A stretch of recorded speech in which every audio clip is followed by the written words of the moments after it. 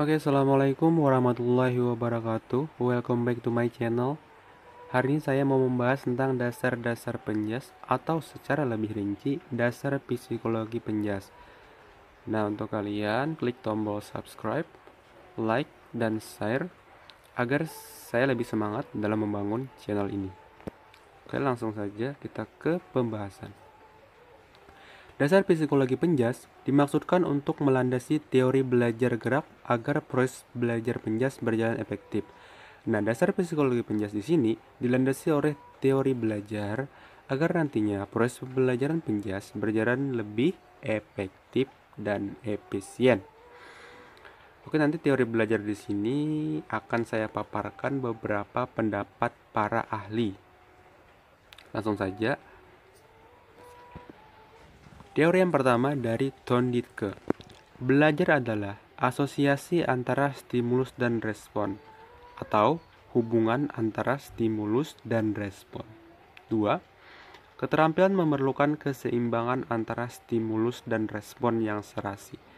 Artinya, antara stimulus dan respon harus seimbang dan serasi. Tidak boleh ada yang lebih berat maupun lebih ringan. Nah, teori belajar Thorndike di sini ada 3 hukum. Hukum yang pertama yaitu hukum kesiapan atau law of readiness. Artinya, individu akan belajar lebih efektif apabila telah siap atau matang. Artinya, individu akan siap jika telah memiliki kematangan baik secara fisik maupun emosional dalam belajar. 2. Hukum latihan atau law of exercise.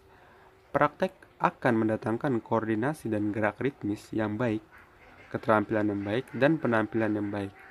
Artinya, latihan yang baik akan menghasilkan keterampilan dan penampilan yang baik pula. 3. Hukum pengaruh atau law of effect. Individu lebih memungkinkan untuk mengulangi pengalaman yang memuaskan daripada pengalaman yang mengganggu. Nah, di sini jelas bahwa individu akan mengulangi pengalaman yang lebih memuaskan daripada pengalaman yang mengganggu, karena pengalaman yang memuaskan akan membuat pembelajaran akan semakin baik. Nah, teori kedua yaitu teori kontinuitas dari Guthrie. Kontinuitas atau hubungan artinya suatu respon yang dibangkitkan oleh suatu stimulus akan diulang kapanpun respon yang sama muncul kembali. Selanjutnya, teori penguatan dari Hall. Teori ini menekankan pentingnya dorongan sebagai faktor penguat yang paling utama dalam belajar. Artinya, dibutuhkan dorongan-dorongan maupun motivasi agar siswa, peserta didik maupun individu lebih semangat lagi dalam belajar. Selanjutnya, teori operant conditioning dari Skinner.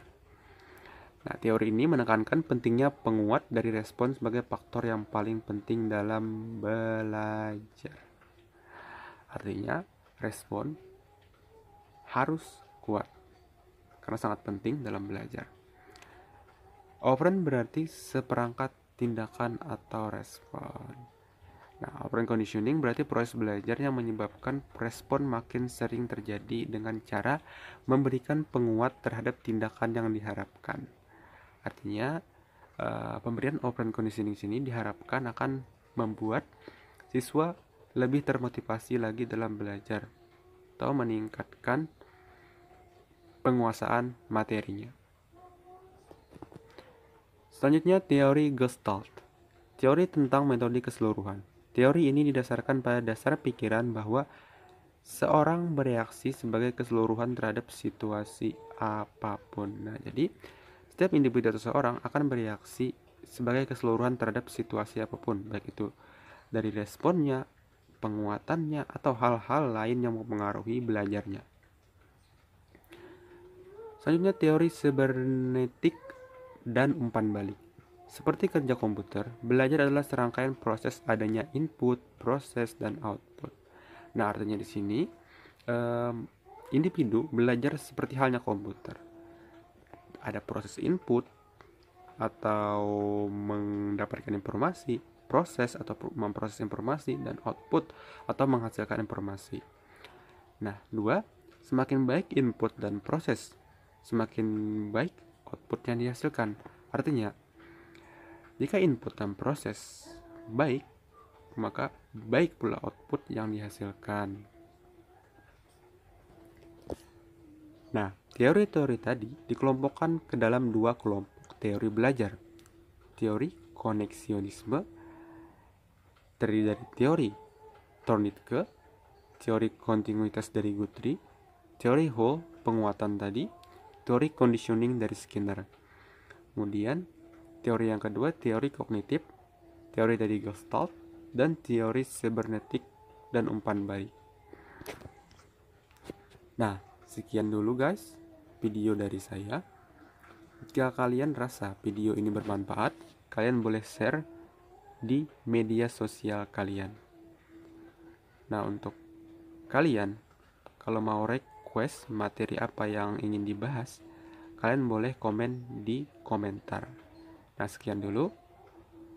Apabila ada kesalahan dalam pemaparan materi ini, saya memohon maaf sebesar-besarnya.